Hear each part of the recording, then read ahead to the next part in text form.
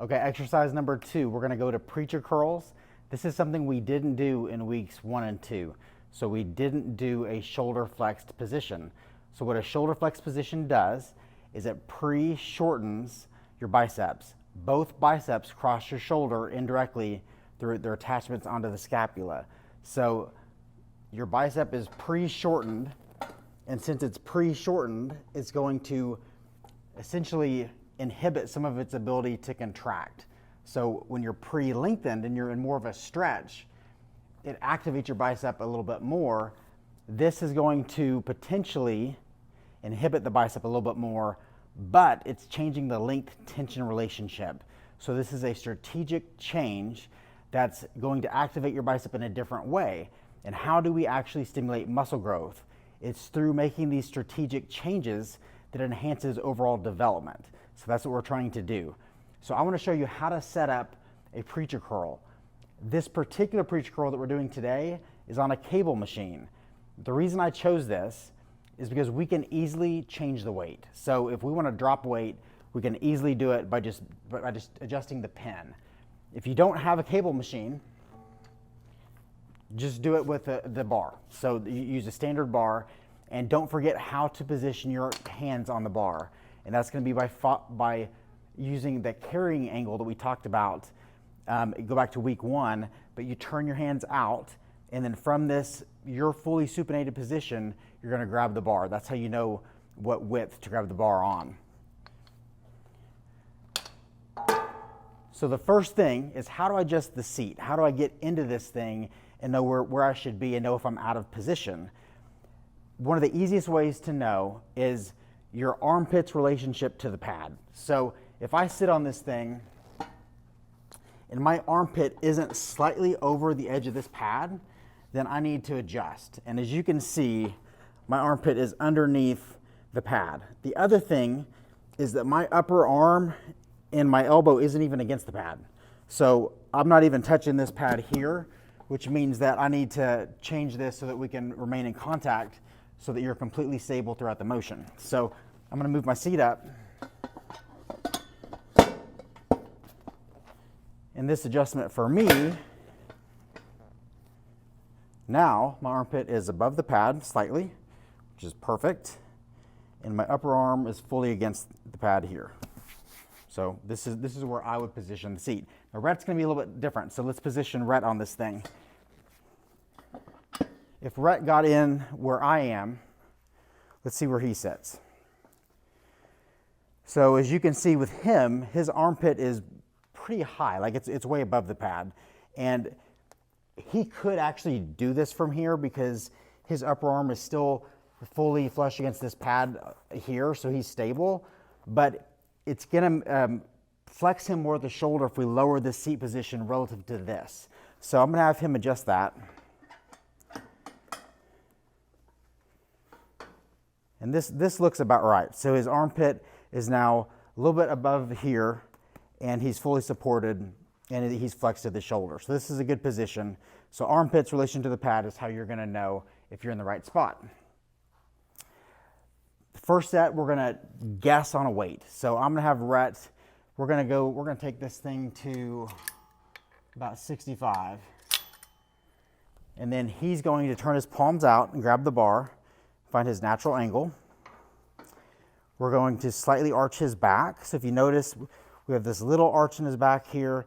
His hips are positioned kind of back in the seat, and his trunk is angled forward. Let's go over the 4-step rep.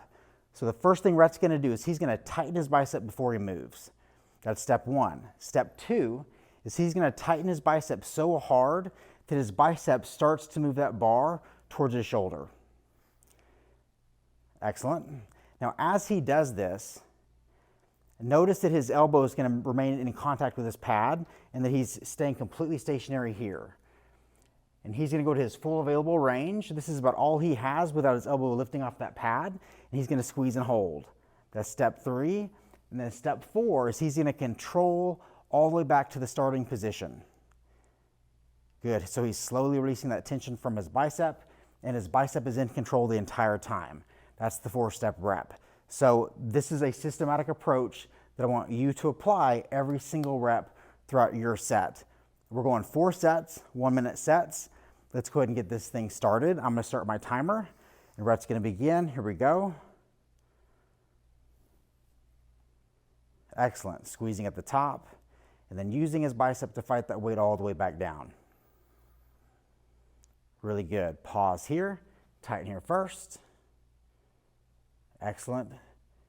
Squeeze at the top, fighting all the way back down. That's 2 reps. We're at 38 seconds remaining.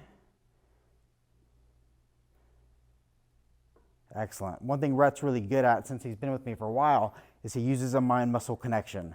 So he's fully connected with his bicep and making sure that his bicep is engaged the whole time, completely activated, squeezing there at the top, fighting every inch all the way down. He is in complete control of this weight.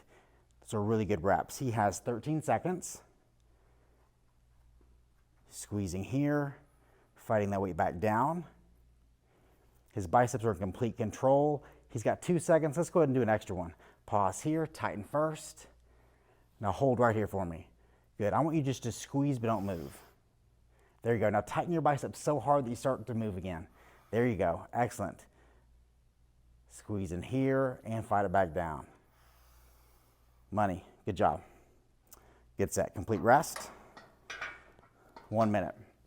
So that was not easy. Set 1 was pretty hard. I'm going to guess that in set 2, we may have to adjust the weight. I'm not sure. We'll find out. But we definitely pushed him to the max. What's interesting is that a guy his size, that's not a ton of weight. If you go to most gyms, you see people using way more weight. But it's not the weight that determines the challenge. It's how engaged you are and how you activate your bicep and keep the joints still. They're supposed to be still, and keep the moving parts moving. They're supposed to be moving. He is in control of the weight. The weight is not in control of him. You can save so much time and activate your muscles so much more by following these principles, and you're also going to have less stress in your joints, because less load is less joint stress, and we're in this for the long run. So not only are we growing more muscle this way, we're also reducing joint stress. Time just went up. We're going to set number 2. Let's keep the same weight and see how it goes. Now, perfect. Don't start yet. So he's in a good position here. His hips are back. Before you even start the exercise, make sure that your joints are in the right spot. You're in a comfortable spot in the seat. I'm going to start the time, and let's begin.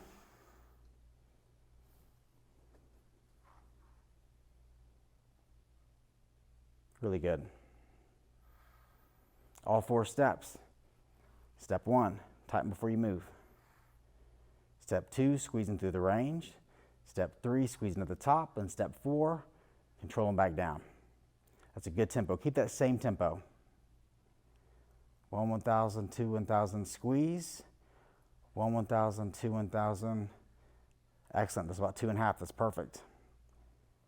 2.5 seconds up. Squeezing at the top for 1, 2.5 down. 21 seconds remaining. Give me a scale of 1 to 10 right now. 8.5, 9. Good. Now I'm going to pause the time. Come all the way down for me. I'm going to drop the weight. So we can easily drop the weight. Stay engaged for me. I'm going to restart the time. He has 15 seconds. Squeeze here for 5 seconds. Good job. 4, 3, 2, 1. That's time. He's going to control back down and rest. Good job, Brett. Good set. Set 2. On the very last rep, give me a scale of 1 to 10. 9.5. Okay, so we're pushing it. So each set, we're taking you near failure. Now, the awesome part about this is that it's not just the time, it's taking you near failure at that time. Now, why does this matter? It's because this increases the mechanical tension, and it's within this time frame that helps your body release the right metabolic byproducts that enhance muscle growth. So it's reaching peak tension and stimulating peak byproducts that enhance growth. It's those two things combined. So you can't just do 1 minute and think you're good. You've got to combine 1 minute with pushing yourself near failure, and that's exactly what we're doing with Rhett. He has 5 seconds. Okay, put the weight back on 65. And let's keep that same rep tempo, about that 2.5 second up, 1 second squeeze, 2.5 down. And started.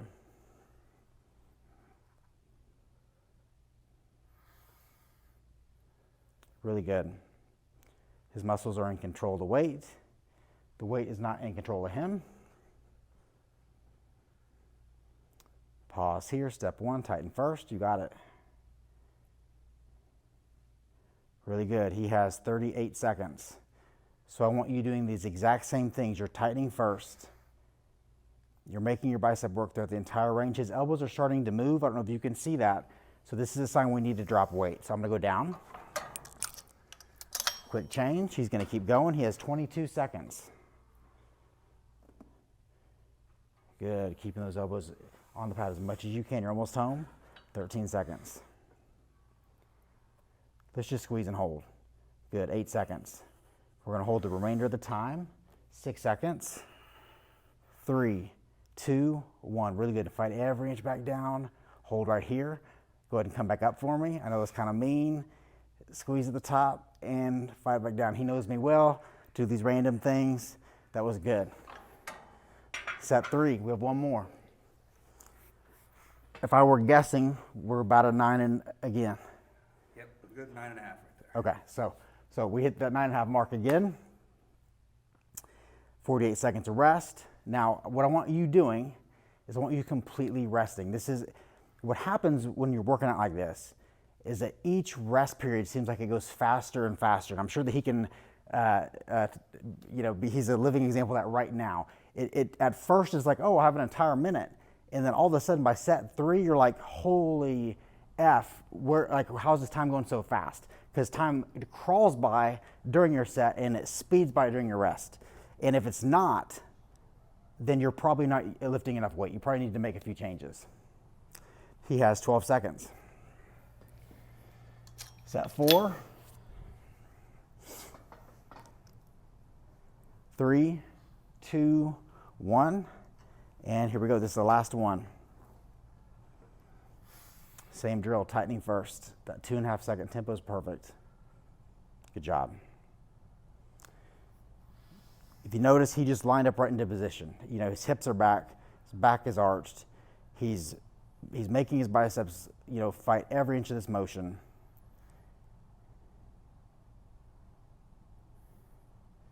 Excellent. Scale of 1 to 10 right now. 8. Pause here, tighten first. I want you just to hold right here. Yep. Now just crawl up. There you go. And don't lose form. When you drop it, we'll drop it. Yep, just drop it. We're going to drop the weight. Almost there. 17 seconds. He's to the point where he's just about to gas. So we're just going to hold it. 10 seconds. 9, 8, 7, 6, 5, 4. Keep that tension. 3, 2, 1. Fight every inch back down. Just crawling. Fighting that weight like it's 1,000 pounds. Good job. Go into full extension and rest. That's it. So that was really solid. He has been with me for a while, so he kind of knows the drill. That was a really well executed 4 sets on the preacher curl. Do the exact same thing, replicate those things. We're going to move on to our next exercise, and we're going to go back to shoulder extension. So we're going to go into curls on a cable machine, and I'm going to show you how to set that up.